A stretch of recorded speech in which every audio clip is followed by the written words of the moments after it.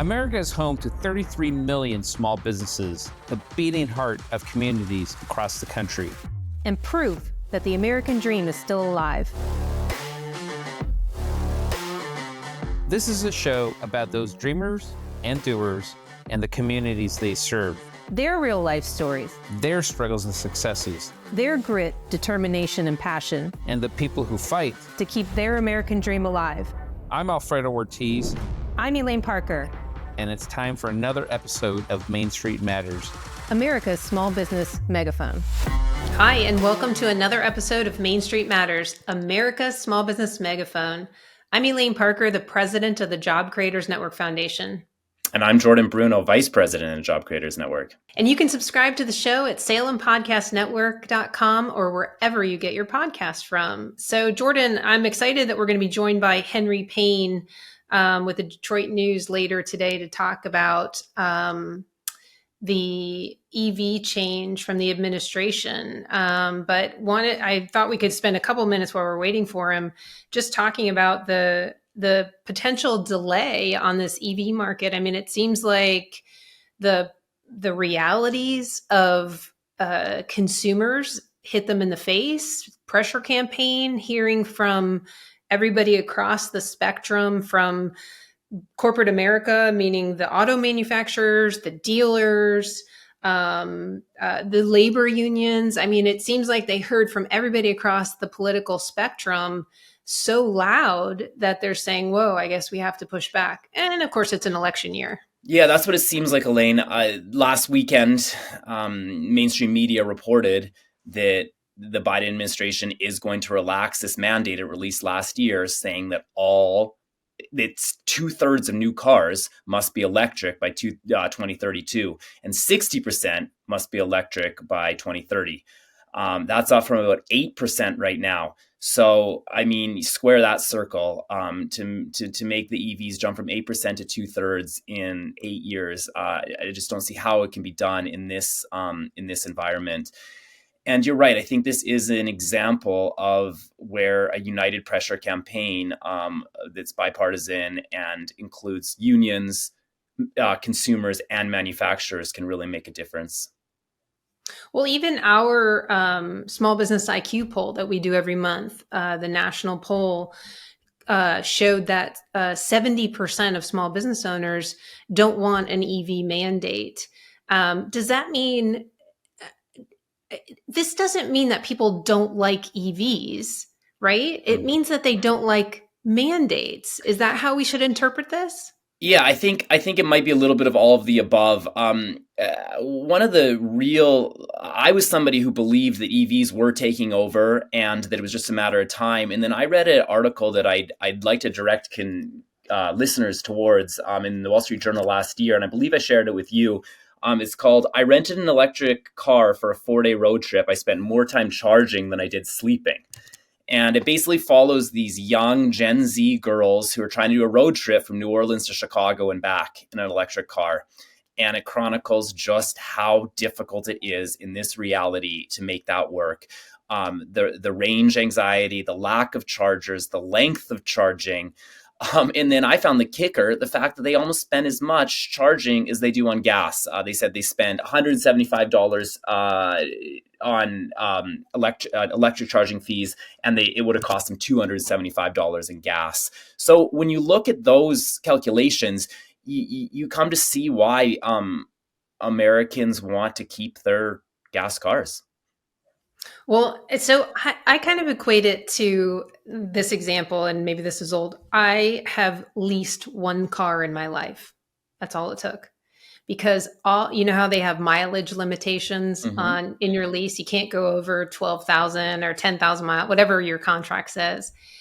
Whenever I got in that car, all I thought about was, how many miles am I driving today? And so all I envision with an EV is, when is my next charge? When am I going to run out of electricity? When is this battery going to go dead on me? And how far can I go? And I never wanted to have that stress limitation of miles on me. I think that the stress of that battery going dead on me would be even worse. And so because the infrastructure is not there to support it. And even if I have chargers near me, I got to go sit there for anywhere from, 30 minutes if it's a fast charger, or 2 hours if it's just a regular charger. I don't have the time to do that. Here's a stat that I find mind-blowing.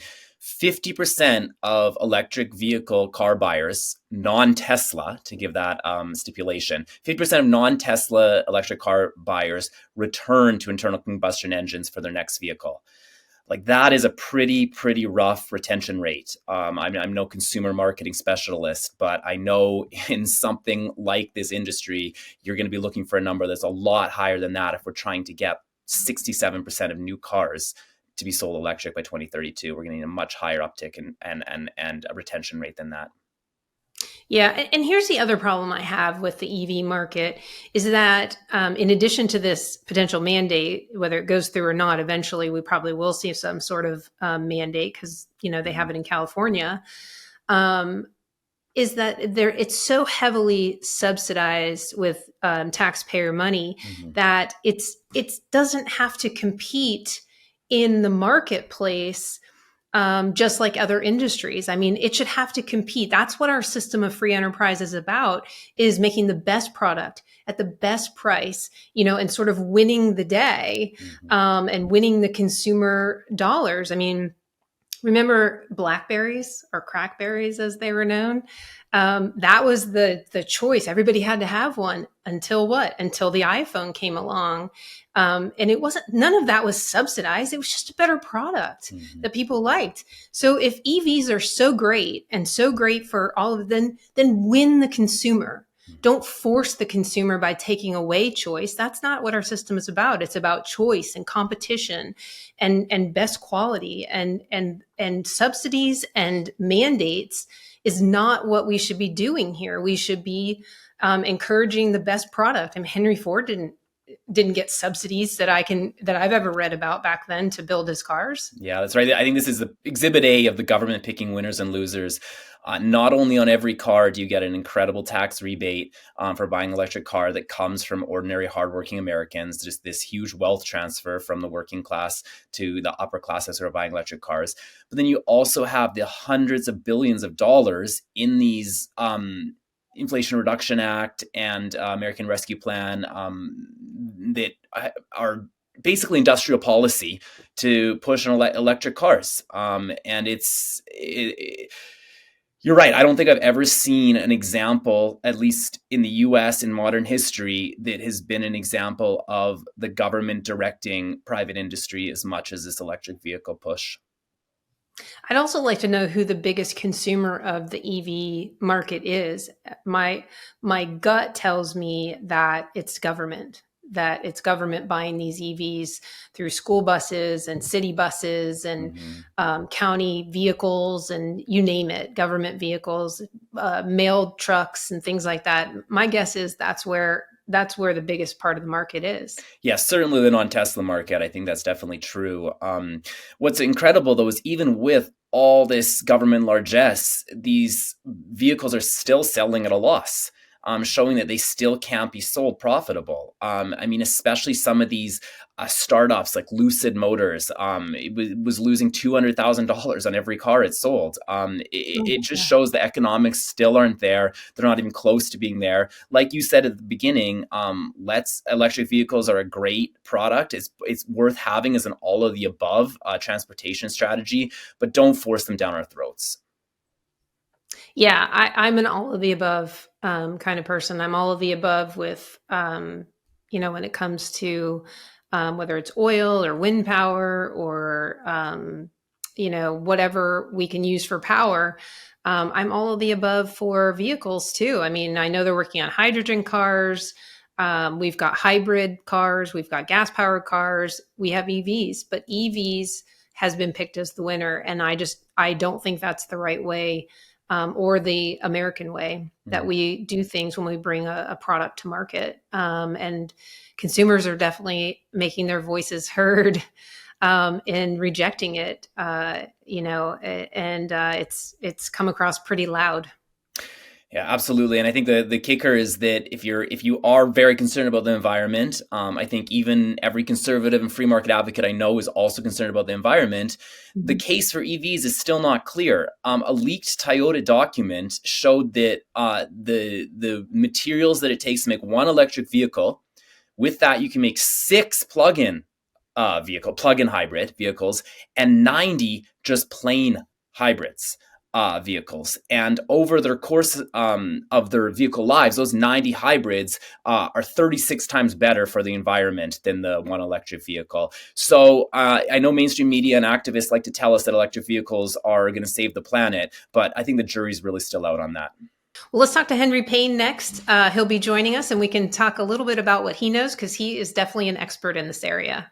Look forward to it. The self-described lifetime motorhead is an active race driver, Pulitzer Prize nominated cartoonist, and has published 3 books.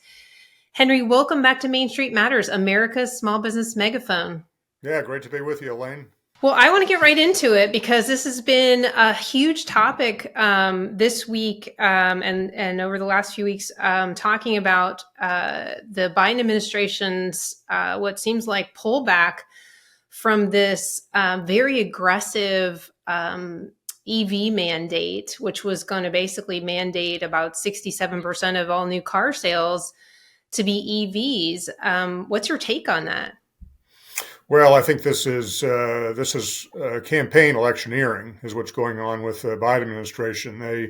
There has obviously been a cool reception from the consumer market to electric vehicles, but more immediately, the Biden administration needs to shore up its political base, and the United Auto Workers, I think, as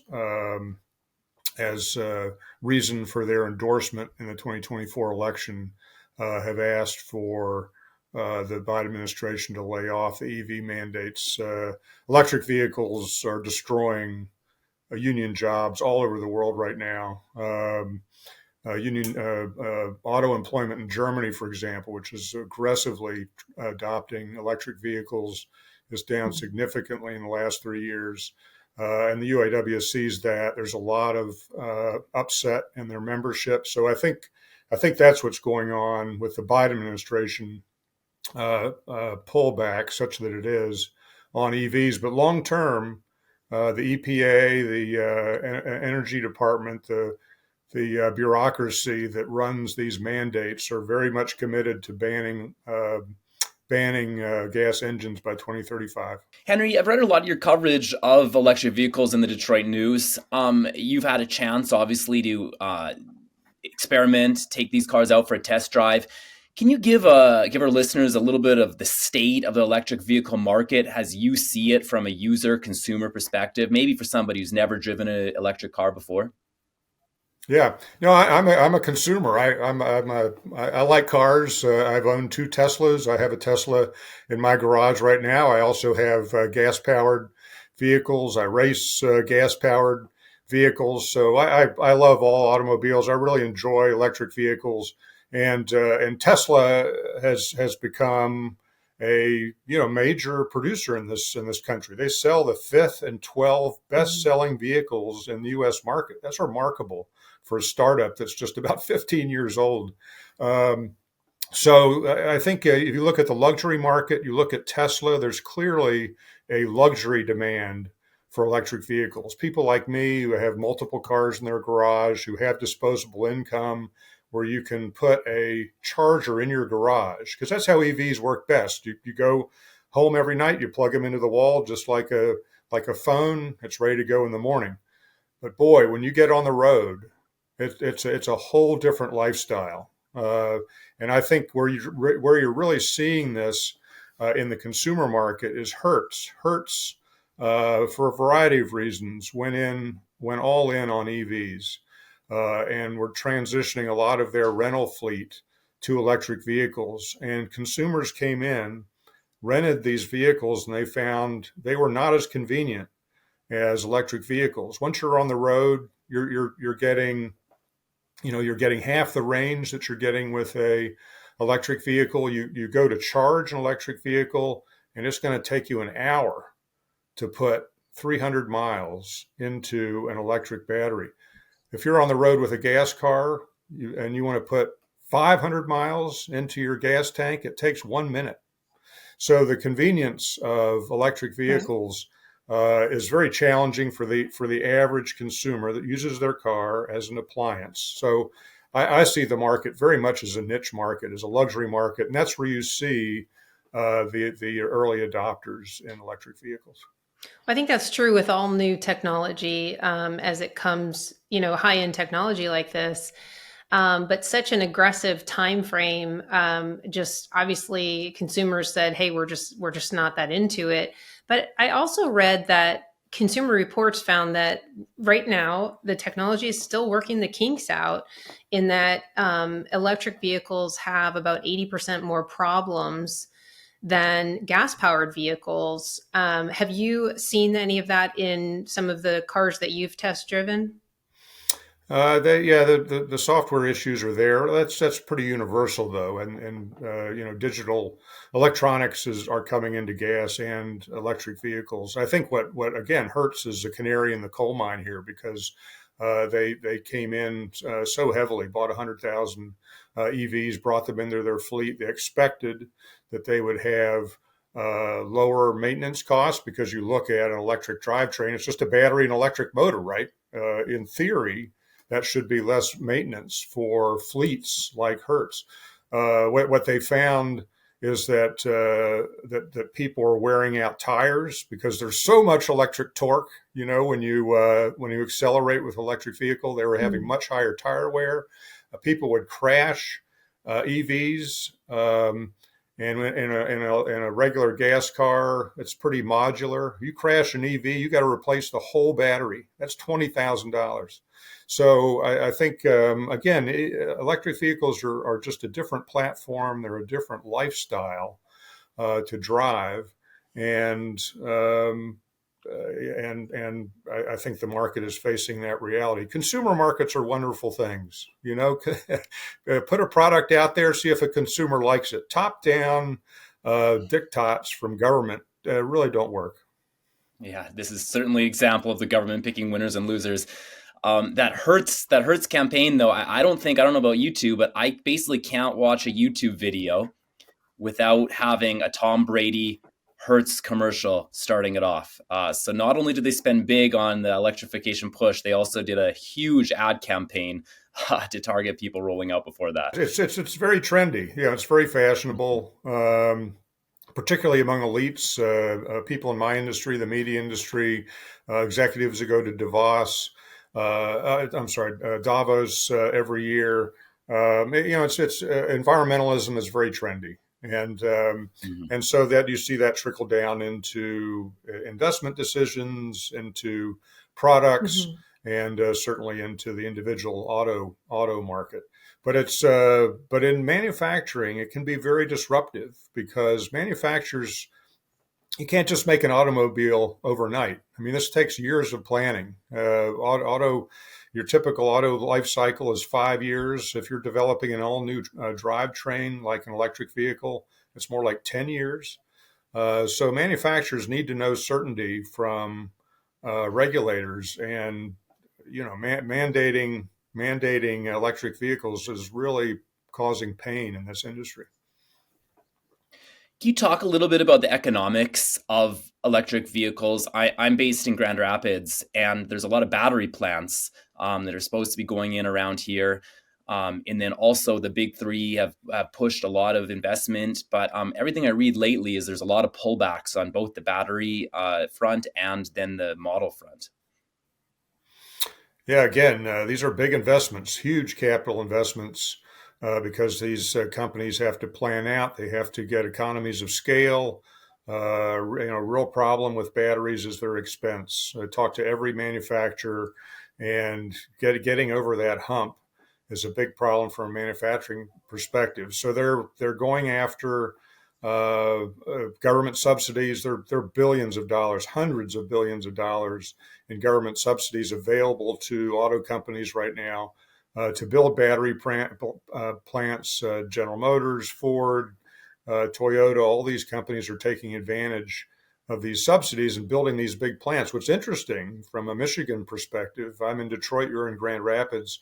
Michigan holistically is going green, retiring its coal plants, cutting back on its core fossil fuel generation. That's driving up utility costs here. Battery plants are enormously it require enormous energy demand, and you're seeing electricity rates here. I see them here, and consumer rates they're up over 20 cents a kilowatt hour. Manufacturers flee from high utility cost states. These battery plants tend to be located in southern states where they have cheaper electricity costs and where you have hydro, like Tennessee, where you have much cheaper utility rates. So, it's a tough challenge for Michigan if it wants to go green because it's driving up electricity costs at the same time. Henry, what about, I think on our last call, our last interview, I mentioned I was with Chrysler and then Daimler Chrysler. And I worked on the litigation side of things. And so I saw at the time, just because of the years it was, I was seeing airbag litigation, and I was even exposed to some of the arguments made by Ralph Nader back in the day on airbags, and that the automotive industry was trying to slow down the rush to require airbags, and then ultimately it had to depower. And so I saw all kinds of litigation as a result of airbag injuries before depowering. What kind of safety issues have you seen in EVs with some of the crashes? And are you starting to see litigation along those lines as well? Yeah, it's interesting. I mean, usually when I'm thinking litigation in the industry, a lot of these manufacturers are hedging against climate lawsuits. You're already seeing those coming out of California, where you have California activists filing lawsuits similar against the auto companies for environmental damage, similar to what you saw with the tobacco lawsuits a couple decades ago. But to your point on the consumer front, there obviously is a lot of concern from consumers about plugging their cars into their homes and then having a fire because lithium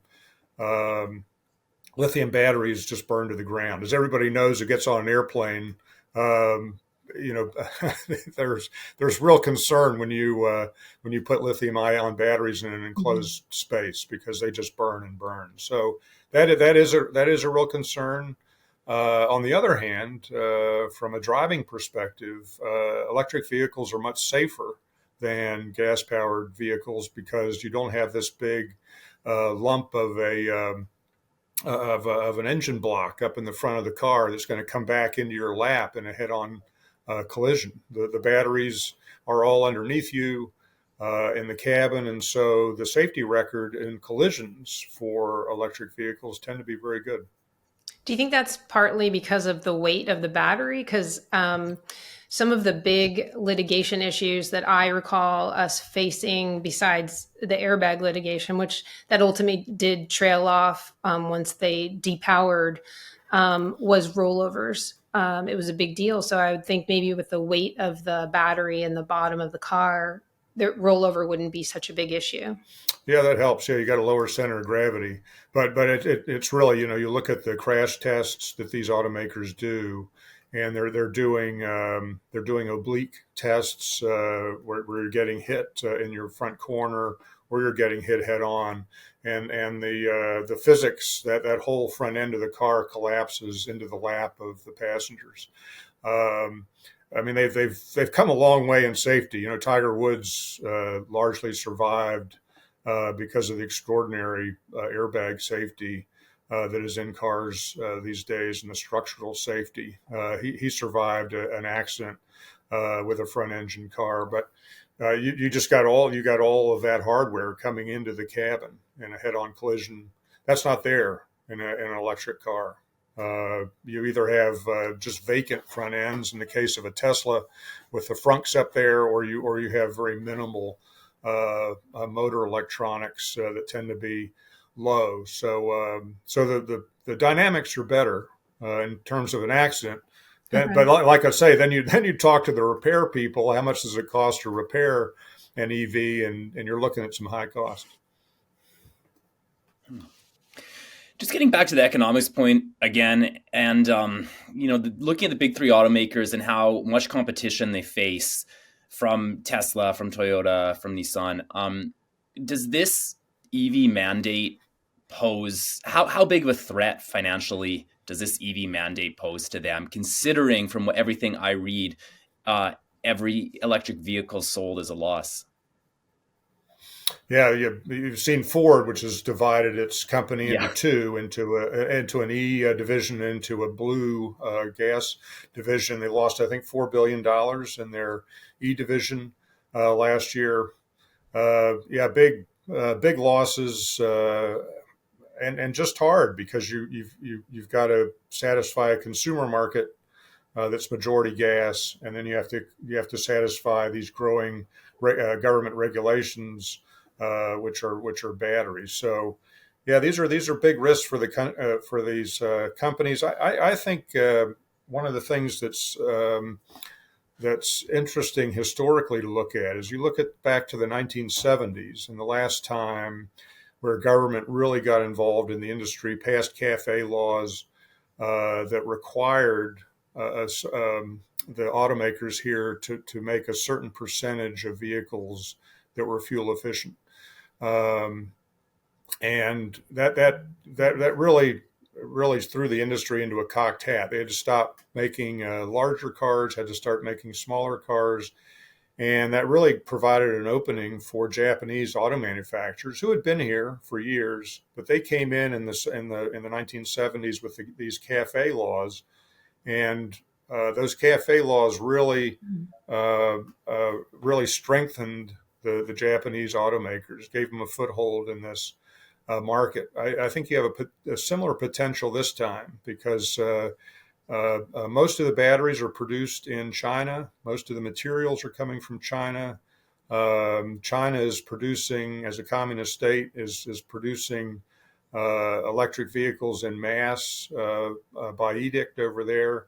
So there's a real worry over here and in Europe that Chinese manufacturers will come in with low-cost battery vehicles, very similar to the way the Japanese came in with low-cost gas vehicles in the 1970s, and start taking big U.S. market share.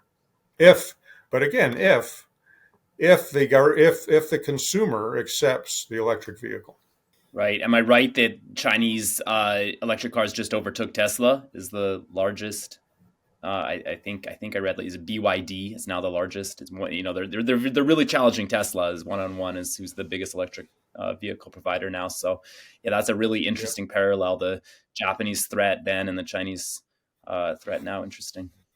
Yeah, China's the biggest auto market in the world. So you've got big manufacturers over there, but they've really struggled to come into Western markets. They don't have the quality required for these consumer markets. So they've really struggled to bring markets in here. But as I say, if the government continues to force electrification, nobody in the world makes cheaper EVs right now than the Chinese. What about the infrastructure here? I mean, where do you see that going? That's part of the big thing that I talk to people about is, they don't want to be inconvenienced. I mean, we don't want to spend hours sitting at a charging station. We don't want to get in the car every day and think, where's my next charge? And then there's letting it charge all the way down and timing it perfectly so you can charge it back up. To me, as a consumer, that's an inconvenience and not something that I would consider right now. But also, it's just where's the next charging station? If you live more rural, that's very problematic. Do you sort of envision a charging station at every gas station? And when do we start seeing sort of the taking advantage of the distribution supply, I guess, of all of these gas stations all over the country? It seems like it would actually be easier if they worked it that way. Yeah, it's interesting to see how government approaches markets and how consumer markets work. You go back to Henry Ford and the Model T back at the turn of the century. turn of the 20th century, the U.S. government didn't come in and build a gas network, a gas station network. A company called Standard Oil and other oil companies figured it out. Once you had millions of Model Ts on the road, they started building infrastructure. Same in the cell phone market, right? Once Apple and the cell phone manufacturers figured out how to make this wonderful product that everybody wanted, cell phone infrastructure just followed. There wasn't any, National Inflation Reduction Act fueling cell phone infrastructure. Infrastructure follows popular products. I think it's the same here. If EVs indeed become popular among consumers, I think people who know how to build infrastructure will figure out the best way to service that demand. Right now, there's not a great demand for electric vehicles. And so you have a real patchwork of infrastructure. Tesla, obviously, that's their secret sauce. They were smart. They came in, they built their own charging network. All of us, we all thought that was crazy that an auto company was essentially building its own gas stations in order to fuel its cars. That turned out to be very smart. That I think that to this day, that's why they own 70% of the EV market, is because it's relatively easy to charge a Tesla. But again, it pales to the ease of fueling a gas car. I just rented I was just on vacation in Florida, rented from Hertz. I rented a gas car, not a electric car, because it's just so easy to refuel a gas car. Last question from me, Henry. Just based on your recent coverage and your recent models you've looked at, is there any manufacturer or model that you're really impressed with and really hot on and that you'd recommend consumers take a look at? Yeah, I mean, everything is good these days. It's interesting to see how the different manufacturers are adapting to this new climate. Like I say, we haven't seen a regulatory climate like this since the 1970s. I think Ford is really interesting. I think Ford, a lot of people are chasing Tesla for good reasons. It's a $1 trillion company, flirts with $1 trillion valuation. So you understand why these auto companies look at Tesla and say, I want to be all EV. But I think Ford, as a legacy automaker, knows its brand. It knows it makes really good trucks. It makes really good off-road vehicles with Broncos. It makes really good sports cars like the Mustang. And so at the same time that it's experimenting with electric vehicles, it's doing that in the truck space. It's doing that in the Mustang SUV space. It recognizes which of its brands are appealing to niche luxury buyers, who are buying. If you're buying a niche Mustang coupe V8, you might be somebody who's also interested in spending $50,000 and buying a Mustang EV. So I think Ford is really smart in how they're positioning their EVs. So I think that's an interesting company to watch. Whereas as opposed to just wholesale changing their lineup and going all EV, which some other manufacturers are doing. When you look at Hyundai's lineup, you pretty much have a choice of anything. Any model, for what I can see, is that you can get a gas powered, you can get a hybrid, you can get a plug-in hybrid, or you can get a full EV. It almost seems like in every single model. I feel like the research I've done, I still drive all gas powered vehicles, but the research I've done, it seems like the happy medium right now, based on infrastructure, technology, quality, would be a hybrid, so that you can have the best of both worlds. Yeah, I mean, the hybrids are still gas vehicles, right? I mean, their core powertrain is a gas vehicle. So they're tough for manufacturers to make because you've got two powertrains in a car. You're not only bringing in an engine, but you also got to bring in a battery. So they tend to be expensive. But to your point, it's a way for a manufacturer to to meet both their demands, the customer demand as well as the regulatory demand. I think Hyundai's interesting to watch. They're ascendant in this market, so they're trying different things. They're also an enormous company. They have a lot of capital over in Korea that they can put into these brands. So I think the Hyundai and Kia see this as an opportunity to elevate their brand. Some of the most interesting EVs have been $50,000 Hyundais, and I talk to customers and they say, $50,000, boy, that's a lot of money for a Hyundai. If I got that kind of money, I'm going to buy an electric BMW i4, or I'm going to buy a Tesla Model Y.